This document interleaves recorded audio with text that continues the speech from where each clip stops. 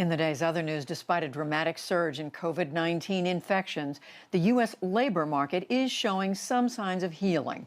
709,000 more Americans filed for unemployment benefits last week. That is the lowest level since March and the fourth straight drop. Still, numbers remain, at historic highs. Overall, 6.8 million people continue to receive jobless aid. The U.S. Treasury Department today reported that the federal government ran up a record $284 billion budget deficit just for the month of October. That shortfall was nearly double what it was in October of last year. Meanwhile, on Wall Street, stocks plummeted amid the record-shattering surge in COVID-19 infections. The Dow Jones Industrial Average fell 317 points to close at 29,080. The Nasdaq fell 77 points, and the S&P 500 slipped 35. In Egypt, a helicopter carrying multinational force and observers, peacekeepers, crashed today, killing at least 8 people, including 6 American service members. It went down off the Sinai Peninsula. Authorities said it appeared to be an accident. The multinational force monitors a 40-year peace agreement between Israel and Egypt.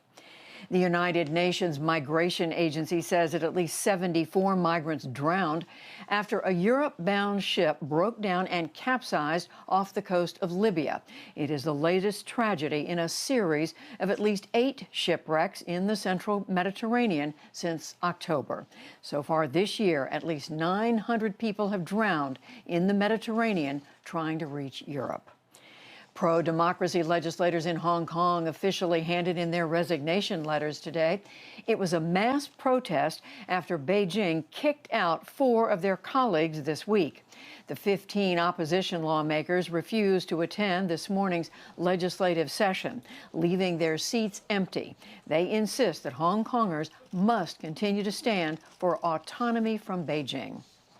So what's left for Hong Kong's democracy fight? That's the most valid question.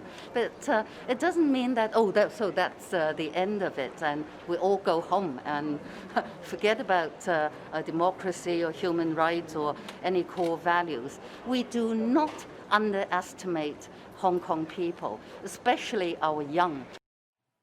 The mass resignations come as Beijing continues its crackdown on the semi-autonomous region. The Legislative Council is now left with 43 lawmakers, 41 of whom are considered pro-Beijing. In the Philippines, the aftermath of a destructive typhoon has left the country reeling. At least 13 people died and 15 others are still missing. Floodwaters completely submerged some northeastern towns, forcing people to climb on their rooftops. Rescue efforts are underway as many residents remain trapped. Some 200,000 people were forced to evacuate. Back in this country, heavy rains pummeled Florida's western coast today after Tropical Storm Eta crashed ashore for the second time. It happened before dawn, just north of the Tampa Bay area, packing maximum sustained winds of 50 miles an hour. Now out to sea, Eta is forecast to lose strength as it moves northeast over the Atlantic.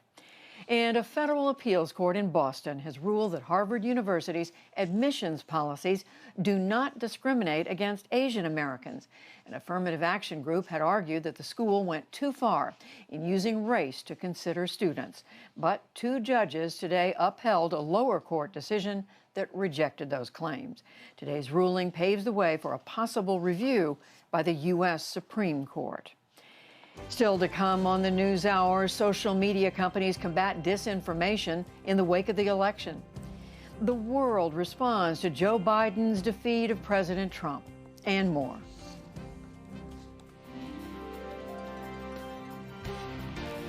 This is the PBS NewsHour from WETA Studios in Washington and in the West from the Walter Cronkite School of Journalism at Arizona State University.